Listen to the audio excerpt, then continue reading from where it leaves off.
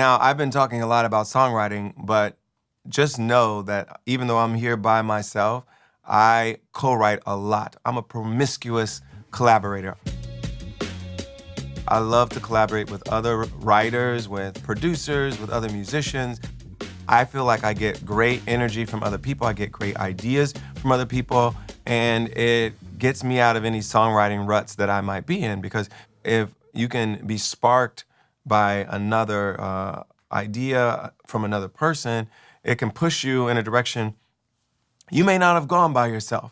And I think that's really helpful. And I think it makes me more prolific as a writer, and it makes the end result better. So when you're starting out as a songwriter, you're thinking, well, I don't know any producers, or I haven't built these relationships yet. I don't know a bunch of other musicians. Well, it's time to start going out there and getting to know them. So go to jam sessions, go to maybe to school. People go to Berkeley, people go to Juilliard for this reason, so they can be around other musicians and be inspired by them. But it could also just be a group of folks you get together with and jam with. And so you start to make relationships with other musicians. You start to find people who speak your language musically, who make you better, who you relate to personally, who want to make the same kind of music you want to make. And you start to create together. Some of my best songs I wrote by myself. So a couple of the ones I've been illustrating to you today, Again and Free, I wrote completely by myself. But I wrote Ordinary People with will.i.am. I wrote All of Me with Toby Gad. I've written a lot of my newer songs on my new album with other people, and I think it's really important to find collaborators that you connect with, who maybe bring something different to the table than what you bring. So you have your own point of view, you have your own background, your own experience. I grew up in the church, I grew up with soul music, so I have my own background, but it's cool to work with people who have different backgrounds and can bring something different to the table that complements your own skill as a writer and your own point of view, and you can make something together that's even more interesting and exciting than what you would do on your own. One of the things I like to do when I'm co-writing with someone is we open a Google document so that we can edit live on the same document and share those changes as we're making them. But you need to be a good communicator and a good collaborator. And then sometimes you may have written the full song, but you need someone else to help you arrange it or produce it. Or you need a guitarist or a pianist or a drummer to help you realize your vision. You may need a producer to help you realize your vision. So you need to start to develop a vocabulary for explaining the things you want. Sometimes we use the vocabulary of references. So you're like, I want this to sound like Got to Give It Up by Marvin Gaye. I want this to sound like Boogie on Reggae Woman by Stevie Wonder. I want this to sound classic like Nat King Cole, like a crooner. I want this to sound like Aretha Franklin.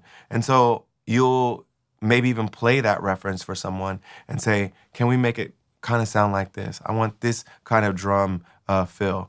All of these references can be a part of your vocabulary, the way you communicate what you want with your collaborators. Girl, I'm in love with you. I met Kanye through his cousin. His cousin was my roommate I went to college with.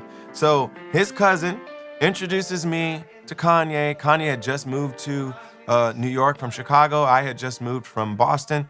And we started working together. We were different. He made beats. He didn't really play an instrument, but he was really good at programming and using samples to make dope hip-hop beats that had soul influence on them.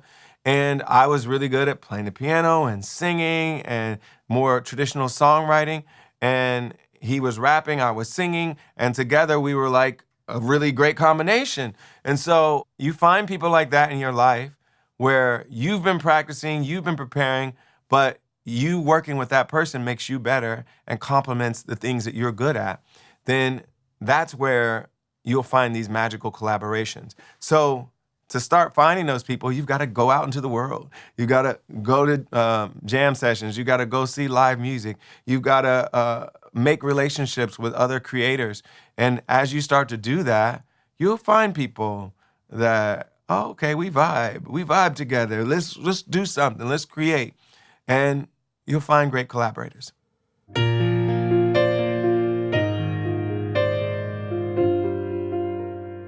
So when you're figuring out collaborators, one, I have to say I'm an easy collaborator, so I get along with just about everybody. There's almost no one I can't get along with and find a way to connect with. So I'm easygoing, I'm humble, even though, I've had a lot of success in my career. I don't go in there trying to Bigfoot other writers, even though they may be less successful than me. I go in there open to their ideas. And I'm kind to them, I'm generous, and humble around them, and I really listen to what they have to contribute. So if you go into a writing session with that attitude, I think you can write with all types of people, and you don't have to be so super selective. But maybe you are a very particular type of person, and you need a particular type of person in the room with you when you write, and a lot of people won't mesh well with you. That's fine too.